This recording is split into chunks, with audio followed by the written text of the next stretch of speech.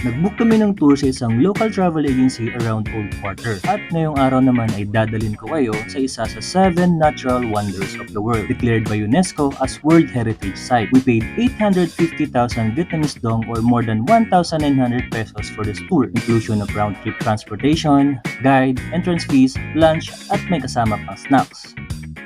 Maaari ka ding mag-book overnight o higit pa. Pero syempre, day tour lang tayo. Isa nga ito sa dream destination ko. Mag-cruise tayo habang ini-enjoy ang panoramic view ng mga limestone formations at syempre, hindi mawawala ang walang katapusang akyatan. Kaya't samahan nyo kami at ma-amaze sa natatagong ganda ng Halong Bay.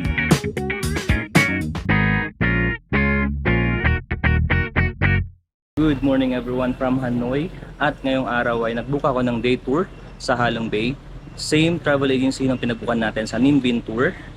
Pero bago natin simulan ang araw na to ay mag-aalmusal muna tayo.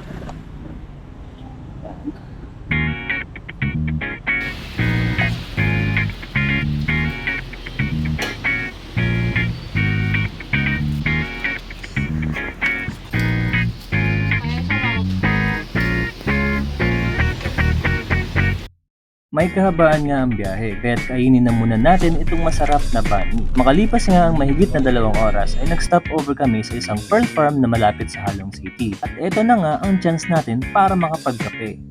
Fast forward, it took another 30 minutes bago tayo makarating sa Halong Port. At dito na nga magsisimula ang aming Halong Bay Cruise Experience. Alright guys, so dinrop kami dito sa my waiting area.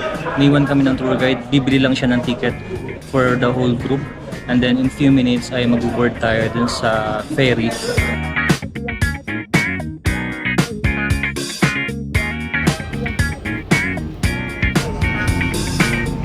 Guys, mag-board na tayo sa ferry. And ito yung mga sasakyan natin.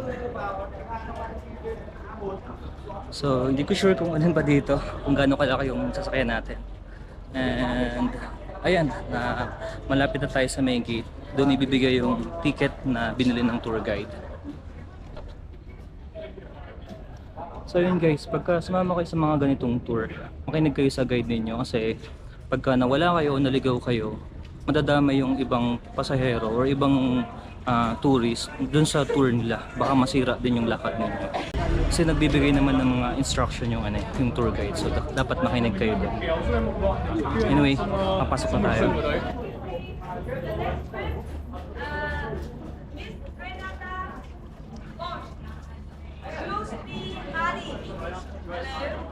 And excuse me, Miss Kate Wong. One of you on the table together, please. Thank you. Please let me get on the board. Đây là 5 đường ạ. Be careful one by one. Thank you. Giờ với the strap. Yun. Habitat and Soba. Yep, yep. You got 7 members. Yes. You sit in the same table on the right side. Okay. You go first. Okay. You go Okay. first. No, Right. guys, we're going first. Why is the second level? No, no. 7 persons. Okay, my group, wait a moment. Hello. Wait a moment here.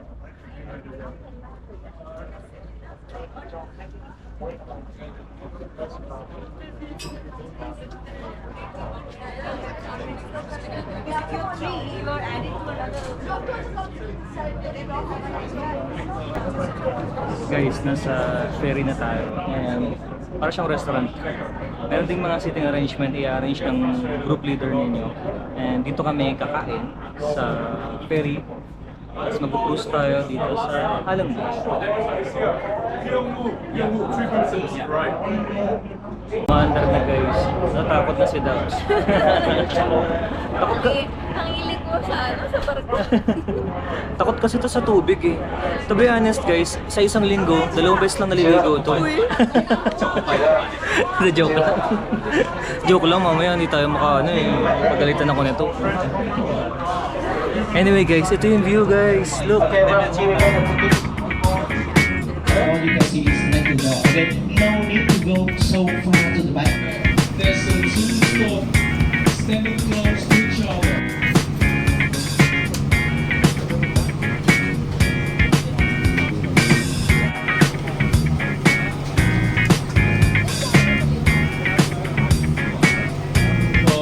To receive, you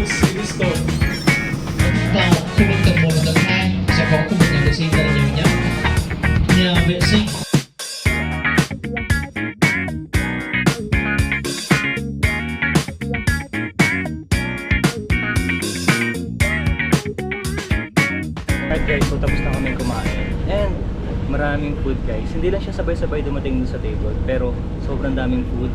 Per table, may 6 na tao doon. So, may kasama kaming Korean. Total kami dun sa table is 5. And yung food na yun guys is sobra pa para dun sa kunyari 6 na tao dun sa table. Sobra pa guys. Kasi ang dami naming natira ng pagkain. Hindi dahil sa nahiya kami, no? Ang dami kong dito tayo ngayon sa taas, sa deck.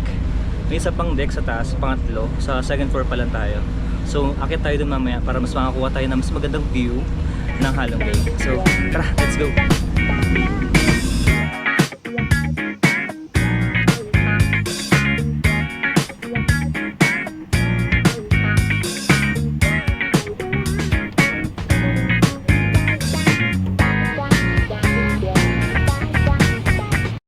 So ito yung first stop ng ating tour dun sa cave.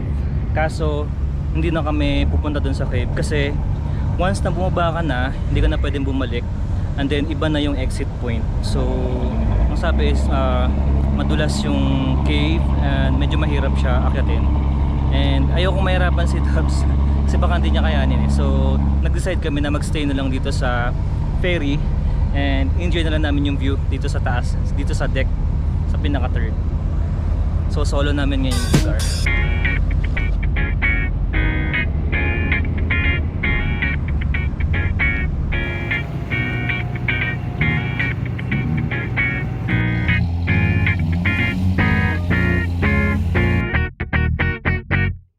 Guys, nasa next stop na tayo and may dalawa kaming option, either mag-kayak kami or mag-boat.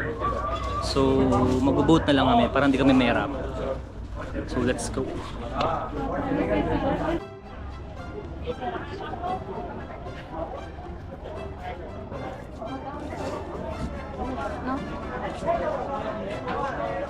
Sa boat na kami and medyo scary siya. Huga kasi hindi kami balance eh. So yan, dami na. Mama. Ano? Hilig mo talaga sa boat.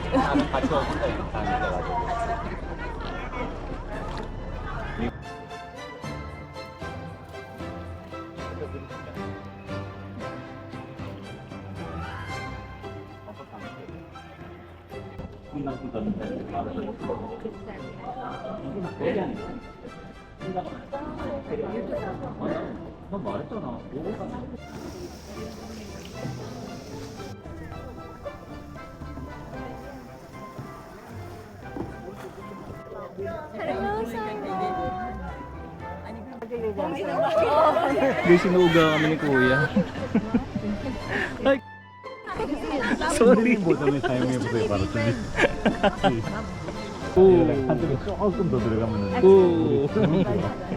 물이 뜨겁죠. Takot ka? Yan guys, sumasideline na siya dito kasi wala na kaming pera. Diyos.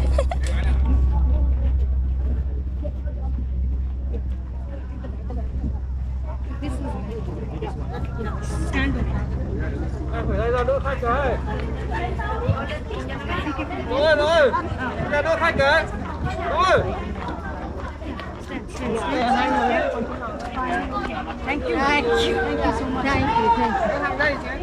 Thank you. Thank you so much. Thank you. Thank you.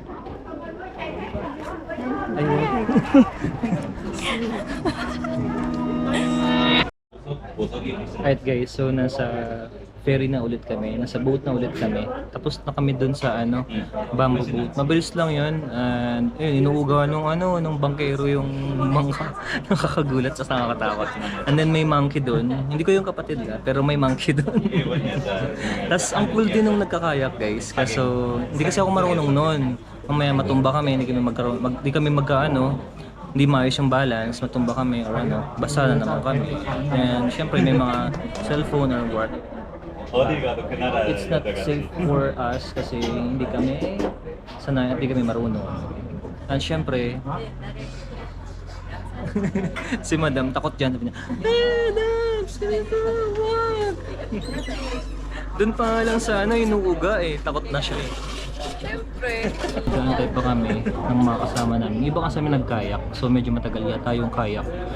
And then, ayun, share ko lang guys, no? napansin ko lang yung mga ferry, especially yung Cozy and Phoenix, ayun yung nasa Klook. Maliit lang yung ferry nila. Unlike nung cruise namin, malaki. Ang pangalan ng cruise namin is Dragon King Cruise. Malaki yung cruise, dalawang palapag siya. And then yung pangatlo is yung parang rooftop. And then meron pang isa na ferry na malaki din, Stella Maris yung pangalan. So yun, pag pumili kayo ng ng tour dito, piliin niyo yung malaking ferry. Yan, ito yung Dragon King, mas malaki to. And you can ask your travel agent din kung alin yung malaking cruise. Check niyo rin yung yung mga reviews sa Klook bago niyo i-book para at least medyo comfortable kayo. And mukhang bago itong itong ferry na. And also, may 4 na CR dito. I think, pag magsiswimming ka sa T-top, dito rin kayo maliligo or mag-shower. So, 4 yung CR niya. Kaso madaming tao, hindi ko lang sure. Baka lahat kasi mag-swimming ito. So, mag-aantay tayo. Tingnan natin, pagdating dun sa T-top mismo, sa island na yun, kung may shower din. Mas maganda kung meron din dun para hindi mahaba yung pag-aantay. So yun, we're moving na and then pupunta na tayo sa next nating destination. Alright guys, so dito na tayo sa next nating destination, ang T-top Island. I think ito na rin yung last na destination. So we have 2 options. Pwede kaming maligo sa beach or umakyat dun sa tuktok para makita natin yung view. So let's go and tingnan natin kung anong meron dito.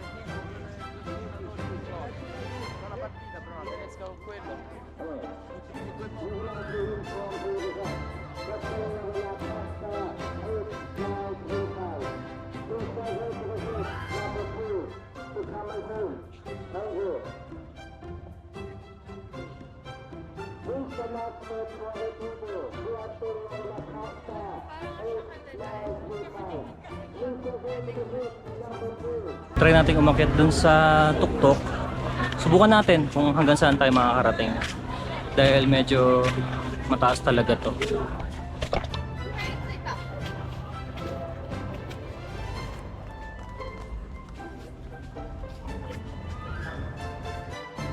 Guys, nasa first level pa lang kami. Pero ito yung view. And si Madam ay pagod na. Mukhang babalik na naman agad kami sa baba. Tignan natin kung kaya pa. Pagpahingain ko lang ng konti, tapos akit tayo. Try natin. Second level na kami. And hindi na yata kami tutuloy dun sa pinakadulo. Kasi pagod na si Dobbs. Ayoko siya iwan eh. Pero ito yung view dito sa second level, which is good na din guys. Maganda rin yung view dito. Ito.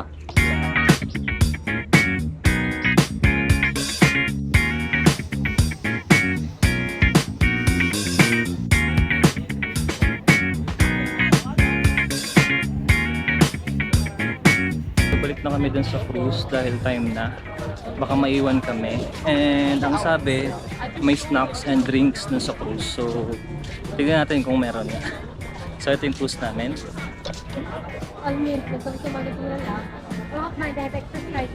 Daming tao guys. Tsaka may mga pagkain din dito sa T-top Island. Hindi lang namin na-try. Gusto sana namin i-try yung mangga. Kaso hindi siya, yung medyo hilaw pa. Hinog na yung mangga. Medyo hinog. Ayun, hindi ko sure kung masarap yun. Alright guys, so nakabalik na kami dito sa cruise. And aalis na kami. Babalik na kami dun sa pinanggalingan namin kanina. And also, yung snacks ay isi-serve na rin. Dahil nagugutom na ako, tsaka nauuhaw na rin talaga. Anyway guys, about this tour, pwede kayo mag-book through Klook or travel agencies around Old Quarter sa Hanoi. Nag-book kami kay Ngook. Travel agency niya ay around sa Old Quarter lang din. Sobrang lapit lang dun sa hotel na pinagstayan namin. About 4 minutes walk. So ilalagay ko yung kanyang contact number sa description and also yung location ng kanyang office. So kontakan niyo siya and try niyo mag-bargain din dahil mabait naman siya, pumapayag naman. Siya rin din pala yung nag-arrange ng tour namin sa Nindin.